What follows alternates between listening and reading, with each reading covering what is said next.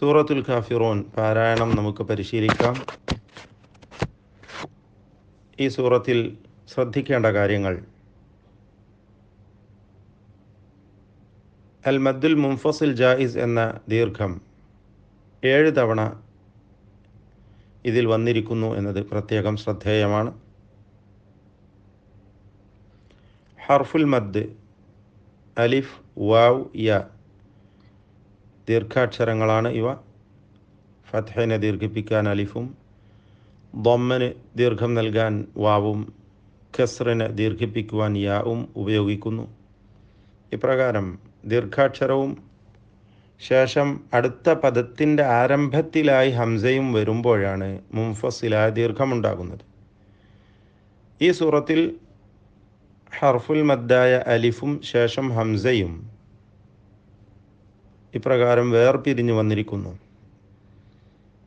ഹർഫുൽ മദ് ഒരു പദത്തിൻ്റെ അവസാനത്തിലും ഹംസ അടുത്ത പദത്തിൻ്റെ ആദ്യത്തിലുമായി വന്നു.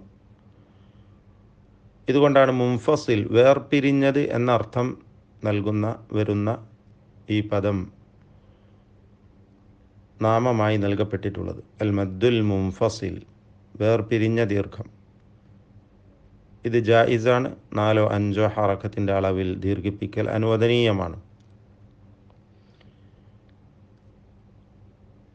ഖുൽ യാ അയ്യുഹൽ കാഫിറൂൻ, ഇതിൽ യാ അയ്യുഹ പ്രകാരം ലാ അഅ്ബുദു വലാ അൻതും മാ അഅ്ബുദു വലാ അന വലാ അൻതും, ഈ ദീർഘങ്ങളെല്ലാം മുൻഫസിലായ ദീർഘങ്ങളാണ്. ദീർഘിപ്പിക്കുകയും ദീർഘിപ്പിക്കാതിരിക്കുകയും ചെയ്യൽ അനുവദനീയമാണ്, ജായിസാണ്. അഥവാ 2 ഹറക്കത്തിൻ്റെ അളവിൽ മാത്രം ദീർഘിപ്പിച്ചുകൊണ്ട് ഖുൽ യാ അയ്യുഹൽ കാഫിറൂൻ ലാ അഅ്ബുദു മാ തഅ്ബുദൂൻ വലാ അൻതും ആബിദൂന മാ അഅ്ബുദ് എന്നിങ്ങനെ കൂടുതൽ ദീർഘം നൽകാതെ ഓതുകയും ചെയ്യൽ അനുവദനീയമാണ്. അല്ലെങ്കിൽ എല്ലാ ദീർഘങ്ങൾക്കും എല്ലാ വചനങ്ങളിലും ഒരേപോലെ 4 or 5 ഹറക്കത്തിൻ്റെ അളവിൽ ദീർഘം നൽകൽ അനുവദനീയമാണ്. ഒന്നുകിൽ എല്ലാം ദീർഘിപ്പിക്കുകയോ അല്ലെങ്കിൽ എല്ലാം ഒഴിവാക്കുകയോ ചെയ്യേണ്ടതാണ്. ഖുൽ എന്ന് പറയുമ്പോൾ ഖാഫിന് തഫ്ഖീം നൽകണം, പെരുപ്പിച്ച് സ്വരഭാരത്തോടെ ഉച്ചരിക്കണം. അൽ കാഫിറൂൻ, ഇതിൽ റായിന് തഫ്ഖീം വരുന്നതാണ്, പെരുപ്പിച്ചുച്ചരിക്കേണ്ടതാണ്. വഖഫിൽ ദീർഘം നൽകിക്കൊണ്ട് അൽ മദ്ദുൽ ആരിദ് ലിസ്സുകൂൻ എന്ന ജായിസായ ദീർഘം നൽകി വഖഫ് ചെയ്യാം. അൽ കാഫിറൂൻ, ഇതിൻ്റെ അളവ് ഒന്നുകിൽ 2 ഹറക്കത്തിൻ്റെ അളവിൽ മതിയാക്കാം, ഖസ്റ് ചെയ്യാം. അതല്ലെങ്കിൽ തവസ്സുത്ത്, മിതത്വം 4 ഹറക്കത്തിൻ്റെ അളവിൽ ദീർഘിപ്പിച്ച് മിതത്വം സ്വീകരിക്കാം.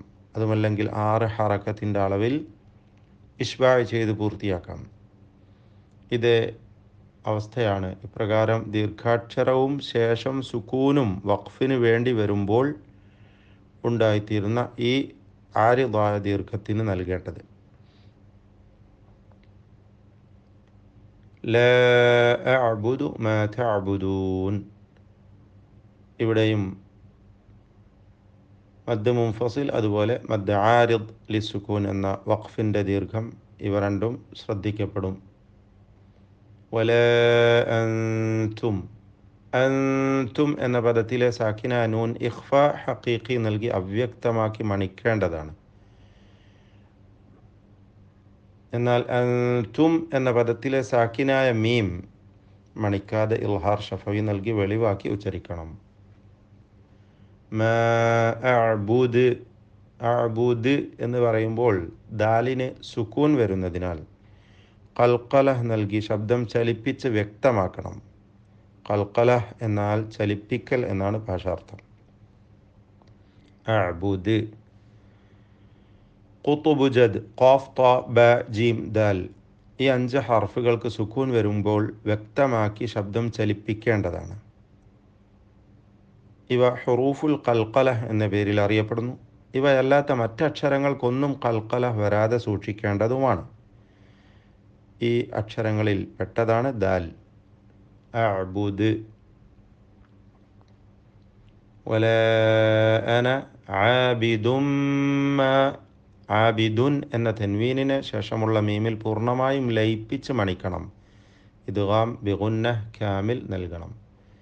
അബത്തും ആബിദും മാ അബത്തും. അബദ്തും എന്ന ദാലിന് ശേഷമുള്ള തായിൽ പൂർണ്ണമായും ലയിപ്പിക്കുന്നു. ഷദ് നൽകപ്പെട്ട തായിനെ മാത്രം ഉച്ചരിക്കുന്നു. ദാൽ ഉച്ചാരണത്തിൽ ഇല്ലാതെ പോകുന്നു. ഈ ലയിപ്പിക്കലിന് ഇദ്ഗാമുൽ മുതജാനിസൈൻ സ്വഗീർ എന്നാണ് പേര്. ഒരേ ജിൻസിൽപ്പെട്ട രണ്ടക്ഷരങ്ങൾ അഥവാ മഖ്റജ് ഒന്നാണ്, എന്നാൽ വ്യത്യസ്തങ്ങളായ രണ്ടക്ഷരങ്ങളാണ്. അവക്ക് വ്യത്യസ്തങ്ങളായ ശബ്ദവും സിഫാത്തും സ്വരവിശേഷണങ്ങളുമെല്ലാമുണ്ട്. അങ്ങനെയുള്ള വ്യത്യസ്തങ്ങളായ ഒരേ മഖ്റജിൽ നിന്നും വരുന്നതായ രണ്ടക്ഷരങ്ങളെ പരസ്പരം ലയിപ്പിക്കുന്നു. ആദ്യാക്ഷരത്തിന് സുക്കൂനും രണ്ടാമത്തേതിന് ഹറക്കത്തും ആയതുകൊണ്ടാണ് സഗീർ എന്ന് പേര് പറയുന്നത്. മാ അബത്തും വല അൻതും. നേരത്തെ സൂചിപ്പിച്ചതുപോലെ സാക്കിന നൂനിനെ ഇഖ്ഫാ ഹഖീഖി നൽകി അവ്യക്തമാക്കി മണിക്കണം. എന്നാൽ അൻതും എന്നതിലെ സാക്കിന മീം ഇൽഹാർ ഷഫവി നൽകി മണിക്കാതെ വെളിവാക്കണം. മാ അഅ്ബുദ് ദാലിന് ഖൽഖല നൽകി വ്യക്തമാക്കി ശബ്ദം ചലിപ്പിച്ചുകൊണ്ട് വഖഫ് ചെയ്യണം.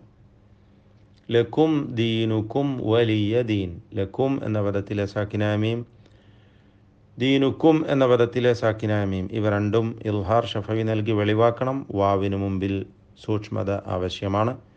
ലക്കും ദീനുക്കും വലിയ ദീൻ. പാരായണം ചെയ്യാം.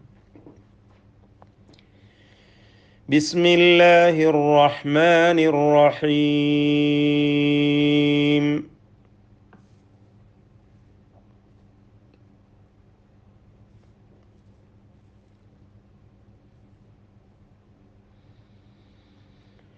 قل يا أيها الكافرون.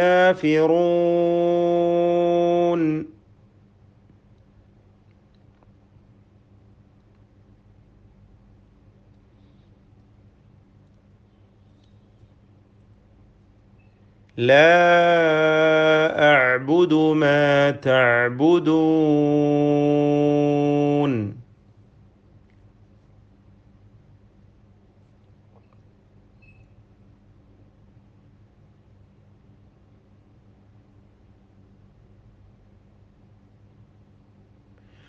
ولا أنتم عابدون ما أعبد.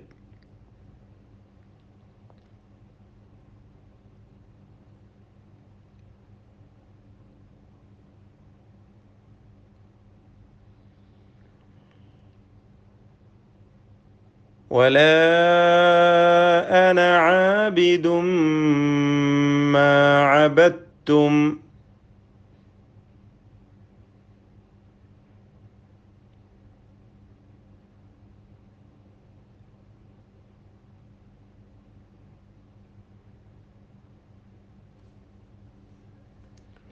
ولا أنتم عابدون ما أعبد.